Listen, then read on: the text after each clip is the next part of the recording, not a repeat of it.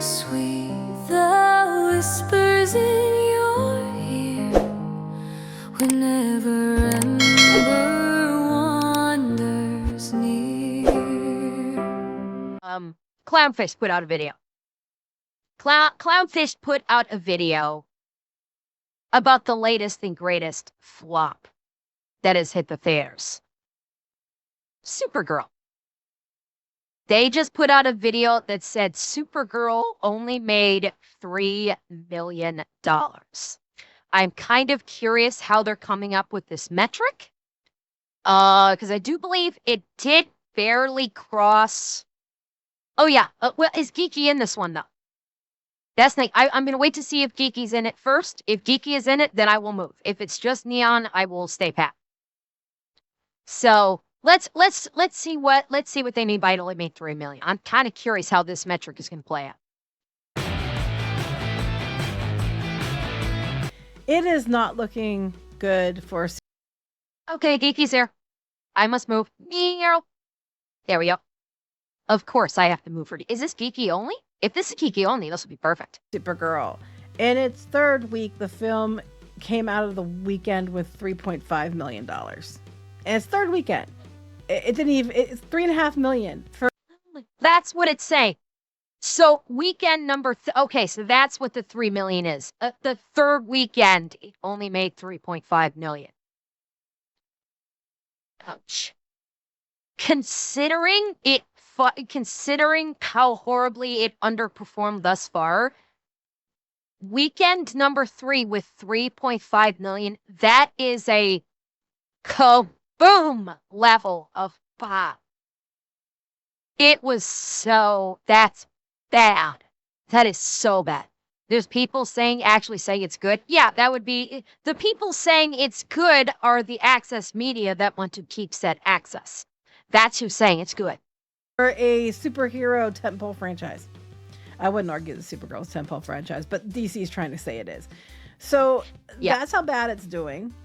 This is not looking good. When the Marvels outperform you, you know you done screwed up. But it's not to be, except for Moana. It's not doing good either. Moana did $43 million. Oh, Moana's doing terrible. And for $95 million worldwide, because it did $52 million internationally. Yeah.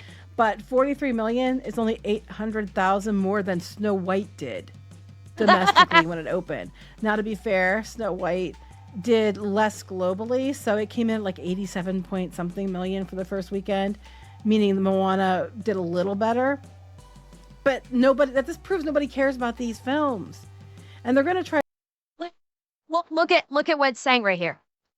Disney's live action Moana opened in North America, earning $43 million domestic, $52 million international. The budget, $250 million, has only gotten $95 million worldwide. It has lost a shit ton of money. Because remember, $500 million to break even, more. I'd say that realistically, because one thing that's not being accounted for is when you say like, okay, you have to double this for the marketing budget so in production, they'll give a production cost of $250 million. You have to double it for the marketing cost. So that's $500 million. Here's the problem.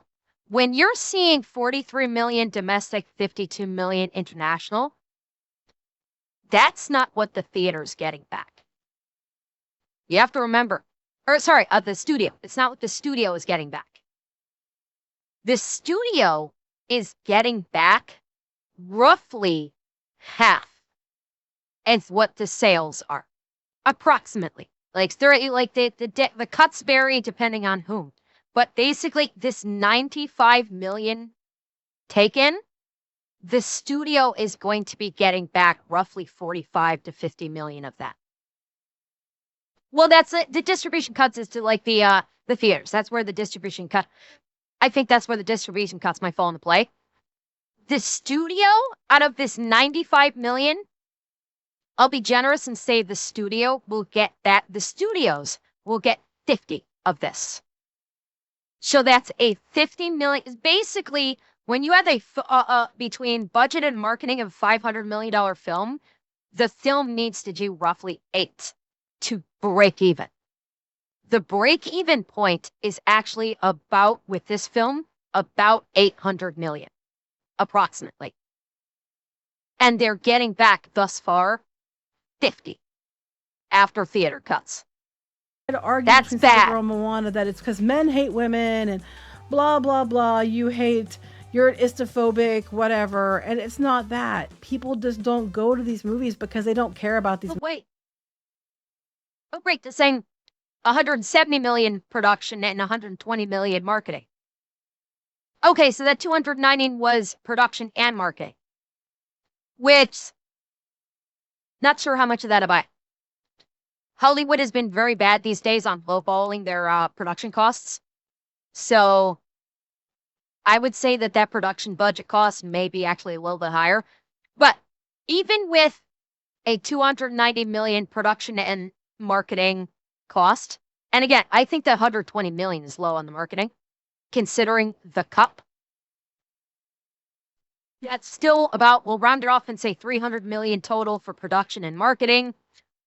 That means that the studio needs to take in approximately 6. Studio would need to take in approximately 600 million.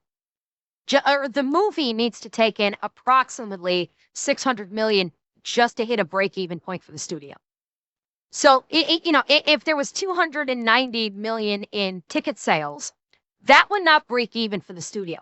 600 would be closer to what they need to break even from the studio. Movies. Men went to Marvels more and they went to Supergirl more, and it didn't save the movie. Women didn't go. Yep. It is what it is. You can get mad about it, Correct. but the truth is the truth. So we're going to talk. I mean, the fact of the matter is, women are not the predominant customer, are not the predominant audience for superhero movies. Even for female-led superhero movies. Women are not the predominant audience. Men are. Men, from a predominant standpoint, is the primary audience for literally every Supergirl movie. Even when you're making a superhero for the girls, it's still predominantly going to be men that go to see it. Get a hot Supergirl, money will flow. Honestly, I don't think the issue was necessarily with Millie Alcock's prettiness. Millie Alcock is a decently attractive woman. She's a pretty woman. The problem is they gave her an absolute shit attitude. She didn't have the tits of Sydney Sweeney. But Millie Alcock wasn't, like, from a look standpoint, I think there were several angles that made her look like shit. Like, from stuff that you've seen in the trailers and whatnot, there were several angles that really made her look bad, and I think they did not do a good job. They did not do her justice with her makeup, because if you see her done up on the red carpet, Millie Alcock is very pretty. But the makeup that they used in the movie, like, lowered her attractiveness in conjunction with everything else. The fact that the color grading in the movie was like dark brown, the story was dog shit, the character writing was stupid, the fact that she doesn't even wear the costume for about 75 to 80% of the movie when it's Supergirl and she's just in plain clothes the whole fucking time, that all contributed to it. Talk about it in this video. I wish Neon were here. Yeah, and the but villain he's was not nothing. for this one. It is just me again. Hi, I'm Geeky Sparkles. I'll give you a woohoo, woohoo. I'm also supposed to remind you to please go out to more.clownfishtv.com. If you'd like to see more videos and things with us in it, you can go out there. Also, if you'd rather watch as a podcast, you can do that. We have this as a podcast up on different podcast platforms like Spotify and places like that. Well, okay, hot take. Well, her interview did not help. Her interview was not what sank the movie. It's not. I'm gonna be legit. It's not. Did she fumble with that interview, and did she need better media training to basically deal with gotcha questions like that would try and lump her into a marginalized group, so to speak? Yes. Was the interview where she said, "Oh, absolutely, Supergirl will absolutely Supergirl would fuck another woman. No, that didn't kill it. It didn't help. It didn't help by any stretch of the imagination. It basically for the diehards that were already against it, that was just another basically, brick in the wall of I'm not going to go see this movie. But it didn't have the Rachel Zegler effect. It wasn't as bad as what Rachel Zegler did. The big problem was it wasn't a good movie. It was terribly written, it was terribly directed, it was terribly shot. The story sucked. It was honestly, from everything I've heard about it, it was The Flash all over again. Where the only good part of the movie was the cameo of a superhero that the audience would have rather seen. Like, where in The Flash, you had Batman, and that was literally the only reason most people went to go see The Flash, was for Michael Keaton's Batman. That, nobody gave a shit about The Flash. They just went to see Michael Keaton back in the bat suit and actually kicking ass. And they got it. Supergirl, they went to see Lobo. Lobo had something like 15 minutes. Lobo had something like 15 minutes in the Supergirl movie. And generally speaking, from what I've heard, that was the best part of the movie, was Jason Momoa's Lobo. He was fun, he was bombastic, he kicked ass, and that was basically the only thing that anybody walked away from liking. That's it. So it's more that Supergirl suffered from the same problem as The Flash versus the problem of the interviews a la Snow White. That's generally speaking what I do. I think they're usually behind, though, a couple days, so keep that in mind. You'll probably get a newer episode here first. So we're going to talk about this. Forbes is talking about Supergirl tumbling out of the top 5. 3.5 million in third weekend. I think the Marvels only made it 3 or 4 weekends. So we're going to look at this. They said the film opened to a disappointing 37.1 million, far below initial projections. The initial projections kept going down, same with Moana. It then plummeted 77% in its second weekend and is expected to finish 8th in its third. With a 170 million production budget and 120 million in marketing, Supergirl faces massive losses, and it has only grossed about 112.6 million globally so far. And by the way, it's I think it was in its, I could be mistaken about this, I think it was the second weekend. They were touting that it was going to surpass 100 million by its second weekend. The numbers dropped on Monday, I think. That Monday, it made under 100 million after week 2, I believe. And all of everybody was like, the mainstream media was crowing like, it surpassed the 100 million. It's great, it surpassed the 100 million. And it didn't. When the numbers finally came in, it was like 99 million something. The mainstream media has been doing everything they can to try and prop up this movie, and they're failing at literally every turn, and it's hilarious. I want to point out that at 3 weeks, the Marvels had done 197 million globally. God. And it wasn't in theaters much longer after that. By the time it left, it did 206.1 million. Wow. 197 million globally. That's all the more it did in 3 weeks of the Marvels. And that was considered terrible, terrible, terrible. And now Supergirl has done 112.6 globally in 3 weeks. This is bad. And by the way, it's coming on to streaming in 2 weeks. We are in weekend 3. It's failing abysmally. And Supergirl is moving to streaming in 2 weeks. It is scheduled to hit the streaming. It's scheduled to hit Paramount Plus. Is it going to be on Paramount Plus or I forget which streaming service? It is scheduled to go onto streaming July 28th. Less than 30 days after it launched in theaters. It has had a theatrical run. It's going to have a theatrical run of less than 30 days. And then it's going to streaming. Yeah. People also criticize those Guardians for, because that's all James Gunn knows how to do. That was one of the first, I saw the trailer for this movie, And I immediately thought, okay, so we're doing another Guardians of the Galaxy movie. Because that is literally all James Gunn knows how to do. He cannot do anything except Guardians of the Galaxy. He is incapable of doing anything other than that. He's washed up. He's fucking done. Like if he does any like the Sandman movie, or not Sandman, the Clayface movie. I've seen the preview for the Clayface movie. That looks like it could maybe be slightly interesting, except it's not going to be connected with literally any other DC property. It's going to be in its own little universe.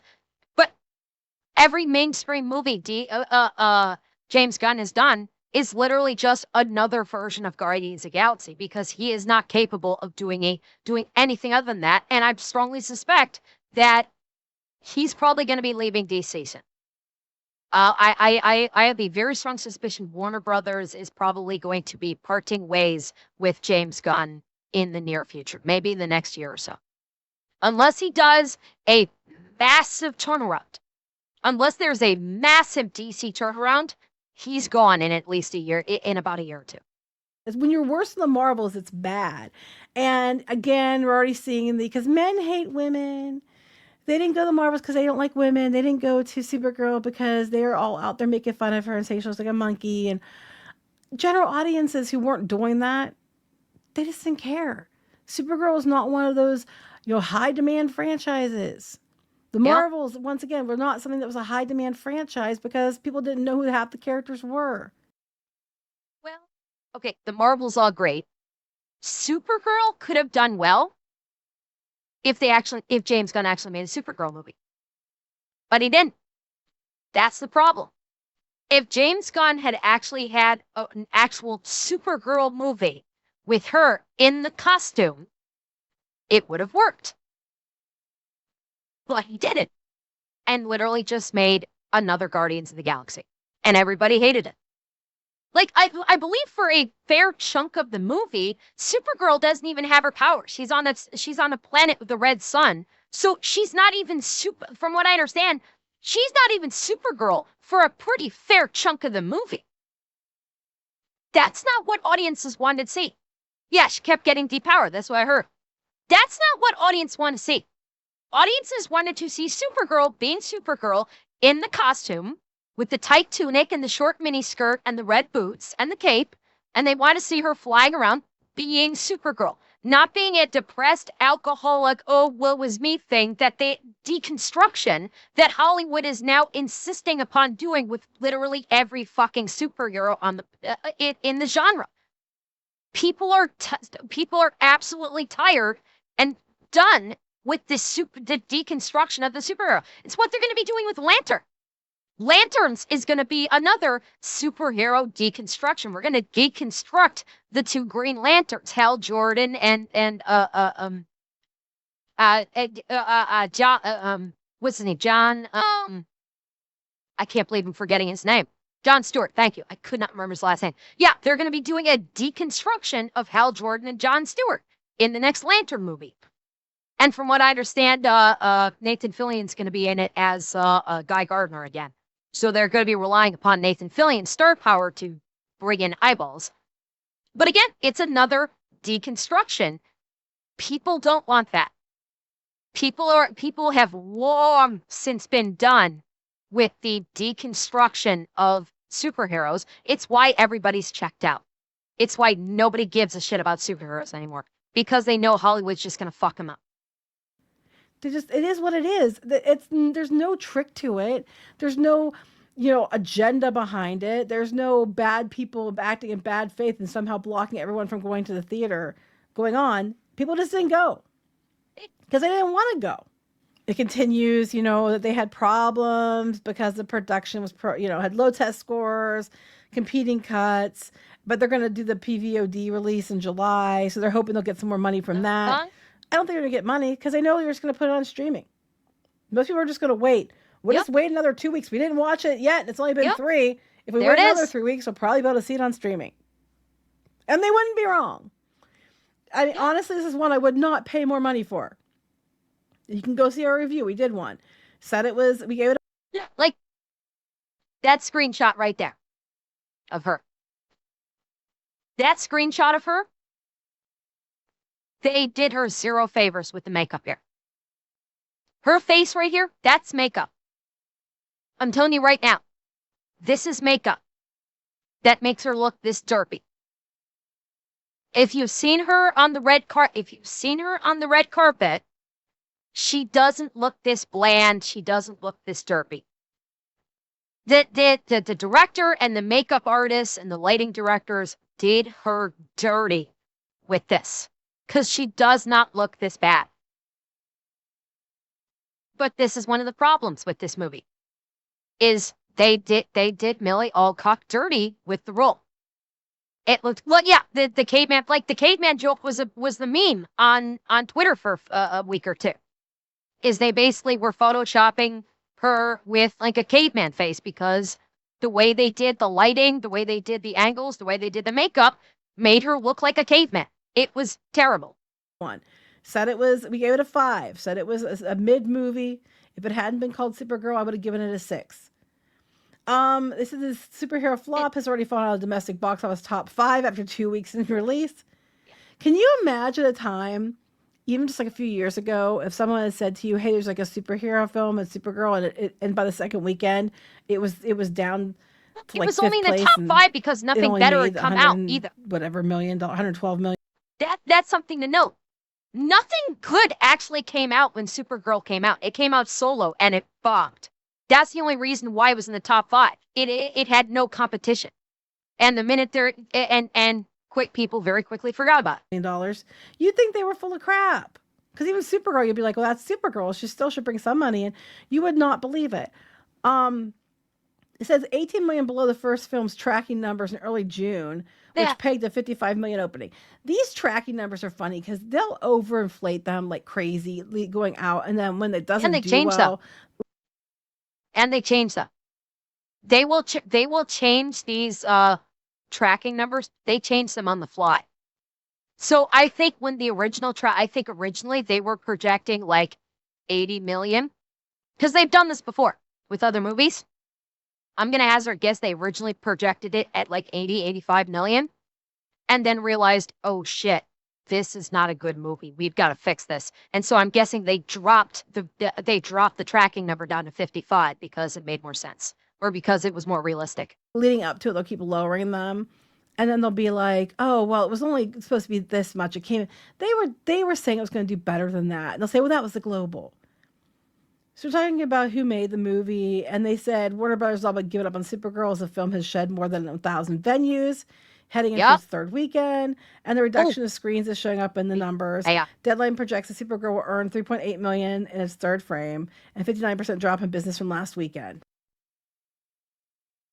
It's worse than that. Within the first weekend of release, theaters were already taking down the marketing material for Supergirl. Like they have these big standees and full sections where the standees would be displayed and the movie posters and all that stuff. The first weekend of launch, the studios were already taking down all of the advertisements for Supergirl. I think it was from Film Threat. It might have been Film Threat that basically got a photo of when they went to like opening weekend, and they got a photo of the employees literally breaking down all of the Supergirl advertising, like standees and everything, packing them up and throwing them away. First weekend, that's how bad it's doing. They're saying 3.5. So under 4 million either way. Not good. Really not good. And this is also going on with Moana, because Moana, they were, oh, it's going to do like 70, 80 million. It's going to do crazy good. 43 million domestic. I mean, that's better than Supergirl, but not by a whole lot, if we're being honest. And they're saying that it only did 95 million worldwide, and this is first weekend. True, and it might do okay for a weekend or two, but I don't think most of the people who are going to go see Moana were diehard fans who wanted to see the live action version. But these live action remakes are not doing well, and Disney will not stop chasing the losses. And by the way, Moana, the sequel to Moana also came out fairly recently. Within this year, the animated Moana sequel came out. I'm pretty sure it did double this. Yes, they did do a sequel, just recently released. I'm reasonably sure the Moana sequel, animated sequel, did something. It came out like 2 or 3 years. Was it your? Okay. It's possible. It could have been 2, 3 years ago. I forget. I don't keep track. Yeah. Especially with Disney, it's like I can't keep track of the release. I thought it came out this year for some reason. But yeah, the Moana sequel, which was recently released, even if it was like 2 years ago, did like double. Did like double this. The animated sequel did double of this. You get one. It's like Neon keeps saying it's intermittent reinforcement because you get a bad one and then you get a good one with Lilo and Stitch that did well, and now they were canceling like Tangled and Shelving and all these other things, and now like, oh no, we're gonna pull those off the shelf. And I do think Tangled might translate better to a live action remake because it's older. I think Hercules you probably get away with too because it's an older film, but Moana wasn't even 10 years old yet.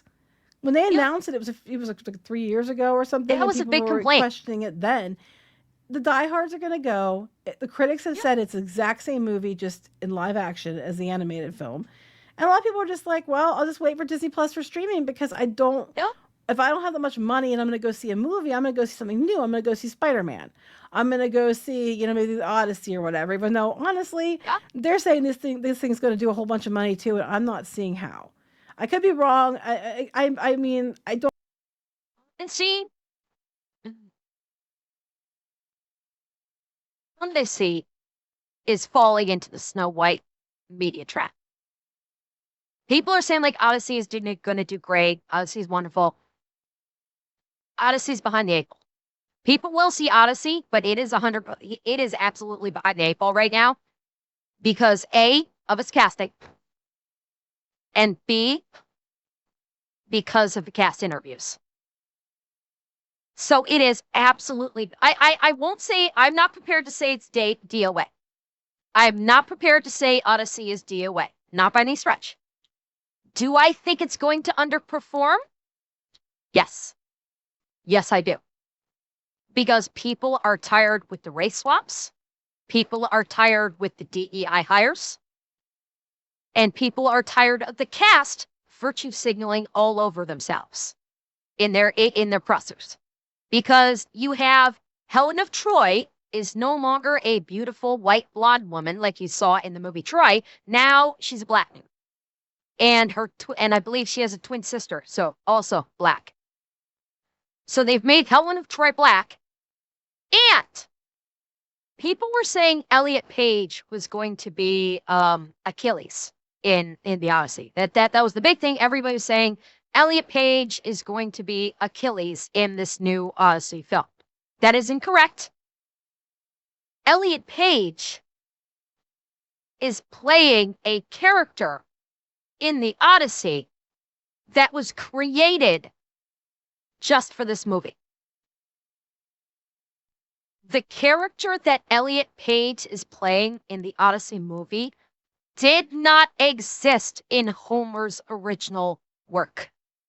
They created this character specifically for Elliot Page, just so they can put a trans actor into the role. That's it. They literally did it specifically for DEI purposes, and that's why I think it's going to underperform. That's how I think they're shooting themselves in the foot. That's why I think all of the Nolan stands going, well, Nolan surely must know what he's doing. I don't think so. I think it is starting to sound like they checklisted this for the Oscars. That's absolutely. Even though Nolan has his Oscars, the kind of argument is, well, Nolan's already got his Oscars. He's a prolific director. He doesn't need to do any of this. Except he did. Except he did. You're waist swapping characters, so you can checkmark that box. You're creating characters specifically to put a trans person into that role. That's a checkbox. It's all checkboxes. It's Oscar bait. That's it. And I think it's going to underperform because of that reason. Not to mention the dialogue is you're injecting like modern vernacular into the dialogue of ancient Greece, like where you have Robert Pattinson going to say something like, your daddy is never coming home. When the Greeks didn't actually have the word daddy in ancient Greece. The dialogue would be, your father is not coming home, not your daddy. So it's, and at the same time, you've got Nolan like doing this virtue signal, like, well, we're not using an orchestra for the soundtrack because orchestras didn't exist back in ancient Greece. Yeah, guess what? Neither did the word daddy. And I've heard something about a rap music soundtrack. I don't think that's real, honestly. But it's just, this is obvious rage bait. They did an obvious checkbox. And do I think it's going to bomb? No. Do I think it's going to underperform? Yes. I don't think Odyssey is going to do the numbers that they are expecting it to do. Because not only do you have this casting choice that already is, like, when the second trailer came out and people actually got their first look at the Black Helen of Troy and the transgender insert character that didn't exist in Homer's work, the trailer got disliked into oblivion. I don't think we have ever seen a dislike ratio like we did with Odyssey. It was monumental. Monumentally disliked. And then you had the cast circling on their pressers. And you had the actress playing Helen of Troy basically just SJRing the shit out of it. And like they had an obviously gay reporter who I think worked like the press junkets for like Snow White as well, or maybe The Acolyte or something. Obvious agenda-driven reporter, asked this actress, "What would you tell Homer if you could speak to Homer, the original author of the Odyssey? What would you tell him?" She basically said something. I'm paraphrasing here. Basically said, "I would ask him, why didn't you give black people more screen time?" And did like the full-on head tilt, like. Definitively did that full-on strong black woman ghetto head tilt thing. Like, why didn't you give black women more screen time? It's like, bitch, it's ancient Greece. Screen time doesn't exist, and there are women in the original Odyssey story. Homer did write women into the story. They just weren't black because it's ancient Greece, but because this fucking SJR only thinks about herself and is like, why weren't there more black people in it? It's shit like that in the press junkets, where basically this actress is just SJRing, just like spreading her SJR all over the place. That's what's going to kill this movie. Is the casting choices and the cast speaking at the pressers. That's what's going to cause it. Again, like I said before, it's the Snow White effect. And it is absolutely going to cause this movie to vastly underperform. Because now the cast and the casting choices have now set the tone of, we don't care about the original Greek story. One of the oldest stories in human history. The Odyssey is one of, if not the oldest well-known stories in human history. It used to be taught in school as a standard. Used to be. Hasn't been for a very long time, which that needs to change. Because the actress who is playing Helen of Troy, you know what she also said? She's never read the Odyssey. She is about to play Helen of Troy in the movie of the Odyssey, which is Homer's story of the Odyssey. She's never read it. Not once. And basically, she just did black activism all over the movie during the interview. Yeah, I've heard the costumes look like shit.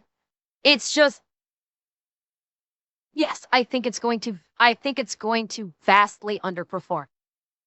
It's not, I don't think it's going to bomb. I do think that there's going to be enough people to go that it will not bomb. But I do think it will absolutely underperform, and I do not. I have a question mark of whether it might break even. I'd say there's a chance that it may break even. And I'll just leave it at that. Don't get it. It's not for me. So I'm going to be biased in that regard because it's not something I want to see. But I don't hear a lot of people talking about it. And when you look at the box office estimates, 2 or 3 weeks ago, there was all kinds of chatter about it. But as it gets closer and closer to opening, you're not seeing the chatter like you did. It's basically, it's hard to pin this one down and different things. So I'm wondering if they know it's going to come in lower. And so that's why no one's covering it. Or what? I don't know. We'll see what happens. The critics are already like, oh my God, it's glorious. It's the best thing ever. I don't care. Not going to go see it either way. But I have a feeling that one's going to come in lower too. But who knows? Maybe it'll do fantastic and I'll be shocked. I saw that new trailer. I'll play it after this. Like maybe we'll do that to finish off the stream. I saw that trailer. It does actually look like it could be interesting. But when it comes to Moana and it comes to Supergirl, it's just not going well. And Supergirl not even hitting 4 million in its third weekend. Yeah. That's worse than the Marvels.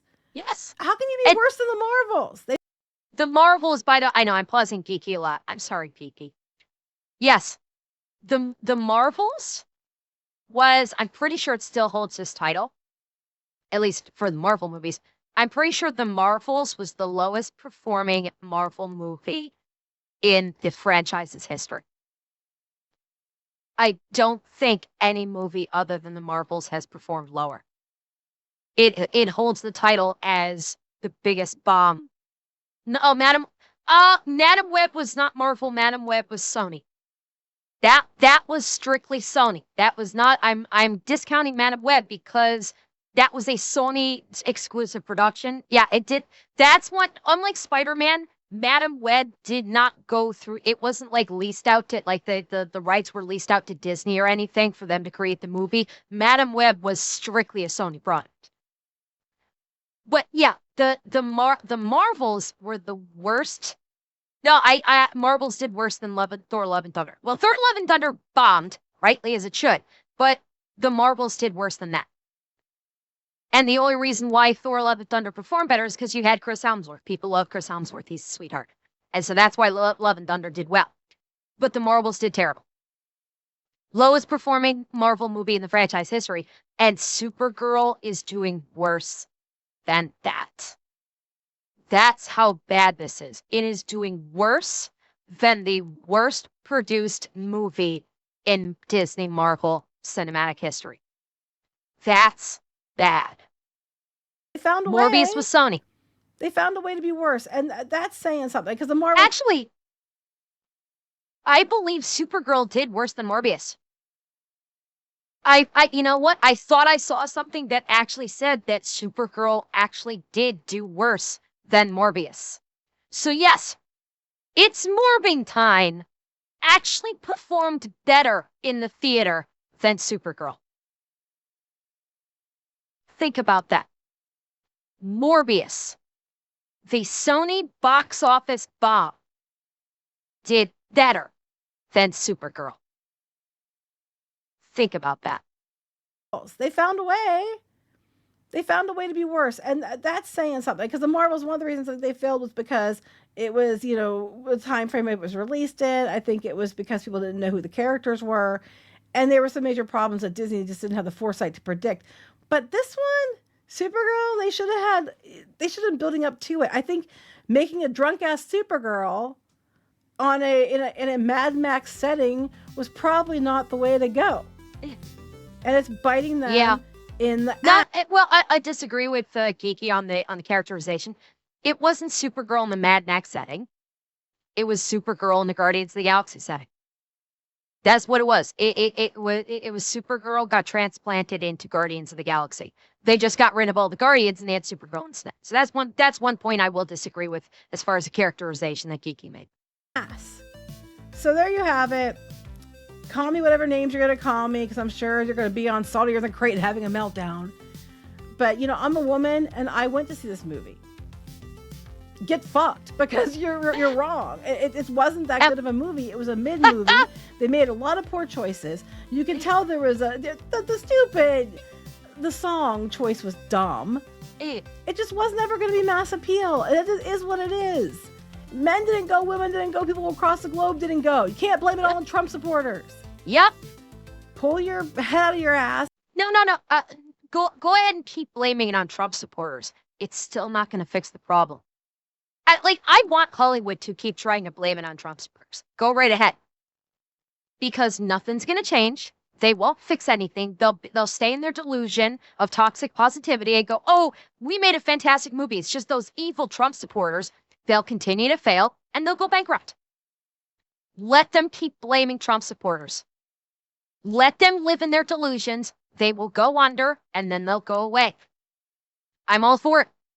And just understand that maybe you guys need to start trying in Hollywood. Get creative again. Make new things. Yeah. Just because you slap James Gunn's on it and it's DC doesn't mean it's going to do well. Hell, Moana, it was a huge hit. Even the second animated movie did well. Yes. This one didn't do great at all. Yep. Just you're making the wrong choices. Make good choices. Make better choices. Yes. Do So we'll better. talk to you later. Bye. To quote a Disney product, you've got to do better, Disney.